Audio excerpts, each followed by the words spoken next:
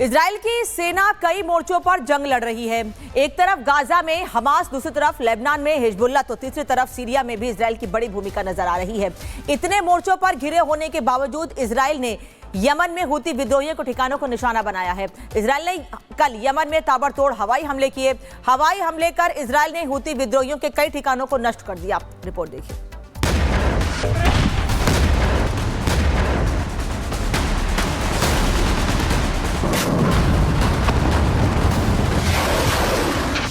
Israel का Yemen पर भीषण हवाई हमला। सना और हुदैदा पूरी तरह तबाह।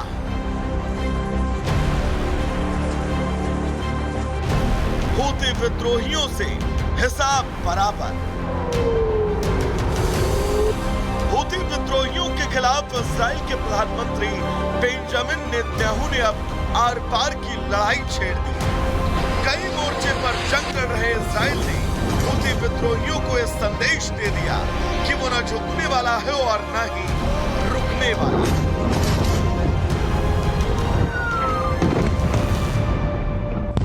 बम धमाकों की गूंज, हर तरफ धुएं का गुबार, ये तस्वीर है यमन की। इजराइल ने यमन में हूती विद्रोहियों के ठिकानों को निशाना बनाकर जोरदार एयर स्ट्राइक की।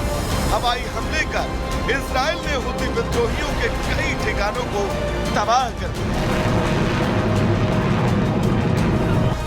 इजराइल के हवाई हमले के बाद हूती विद्रोहियों में हड़कंप मचा। सितंबर के बाद ये पहली बार है जब यमन में इजराइल ने बमबारी की।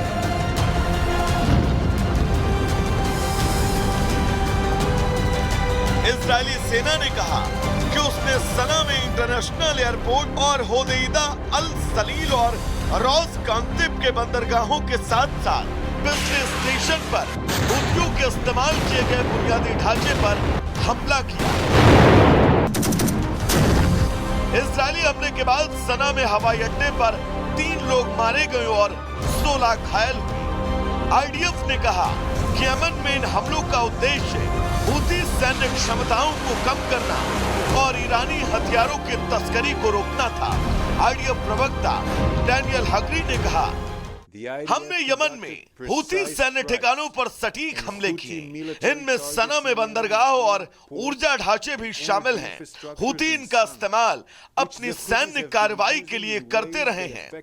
इजराइल अपनी और अपने नागरिकों की रक्षा के लिए आगे भी किसी कार्रवाई को करने से नहीं हिचकेगा।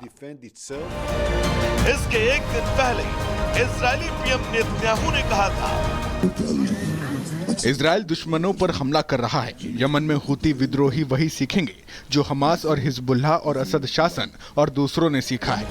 हाल ही के दिनों में अमेरिकी सेना ने भी यमन में हूती विद्रोहियों को निशाना बनाया। इन हमलों को तेल अवीव पर हूती विद्रोहियों के मिसाइल हमलों का जवाब माना जा रहा है। आपको बता दें कि अक्टूबर 2023 में शुरू हुए गाजा युद्ध के पहले महीने से ही हूती विद्रोही इजराइल पर ड्रोन और मिसाइलों से हमला कर रहे हैं।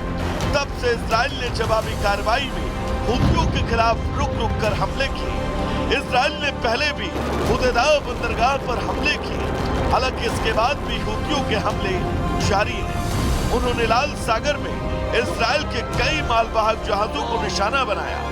इजराइल ने अपने इरादे साफ कर दिए हैं और इजराइल के ताजा हमले के बाद तो लग रहा है कि इजराइल अब हूतियों के खात्मे के बाद ही दम लेगा।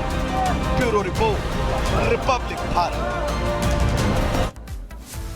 और इधर गाजा में इजरायली सेना ने हमास के सुरंग को नष्ट कर दिया है। जमीन के नीचे करीब 2 किलोमीटर लंबा ये सुरंग था जिसे नष्ट कर दिया गया है। इलाबिया इलाके की ये तस्वीर आपको दिखा रहे हैं जहां हवाई हमले के जरिए नष्ट किया गया है। जो हमास के आतंकी हैं वो इस इलाके में रहते थे, इसी सुरंग में रहते थे, जिसे नष्ट किया गया है। इजरायली सेना की तरफ से तबाह कर दिया गया है सुरंग को। तो टनल को पूरी तरीके से नष्ट इजराइल की तरफ से किया गया है। ये गाजा में इजरायली सेना ने हमास के सुरंग को नष्ट कर दिया है। जबालिया इलाके में जमीन के नीचे करीब 2 किलोमीटर लंबे टनल की ये तस्वीर आपको दिखा रहे हैं जिसे नष्ट इजराइल की तरफ से किया गया है। हमास के आतंकी छिपने के लिए इसी टनल का इस्तेमाल करते थे, जिसको इजरायली सेना की तरफ से लगातार नष्ट करने का काम हो रहा है। ये गाजा की तस्वीर आपको दिखा रहे हैं, 2 किलोमीटर लंबा ये टनल जिसे नष्ट किया गया है।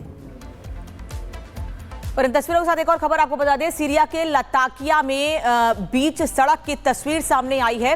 सीरिया के लताकिया में भी कुछ इसी तरीके से हमले हुए हैं, वहां पर भी एचटीएस लड़ाकों ने फायरिंग की है। सीरिया के लताकिया की तस्वीर आपको दिखा रहा है। दरअसल सीरिया में भी राष्ट्रपति के देश छोड़कर जाने के बाद से एक तरफ दावे ये किए जा रहे हैं कि हालात बेहतर हुए हैं, वहीं दूसरी ओर एचटीएस के लड़ाके और जगहों पर कब्जे के लिए इसी तरीके से फायरिंग करते हुए आगे बढ़ रहे हैं।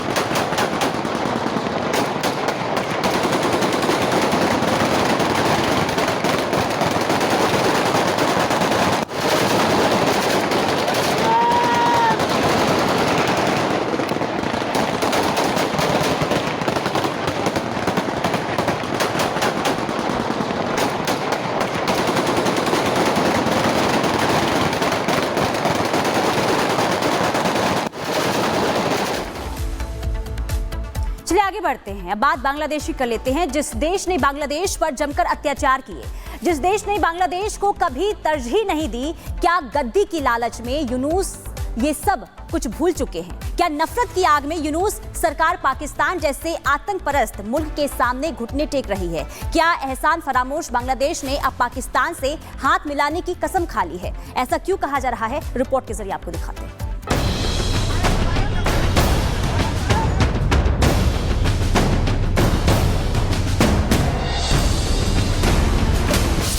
एहसान फरामोश हुआ बांग्लादेश,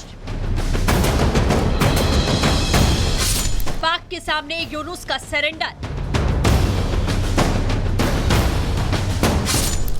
तिकड़ी की करतूत, भारत विरोधी साजिश। बांग्लादेश में कट्टरपंथ को हवा देने वाले मौजूदा हुक्मरानों ने क्या अपने देश के आगे झुकना स्वीकार कर लिया है? क्या बांग्लादेश में सत्ता की मौज ले यूनुस के अच्छे दिन खत्म होने वाले हैं? क्योंकि एहसान फरामोश बांग्लादेश ने अब पाकिस्तान से हाथ मिला लिया है।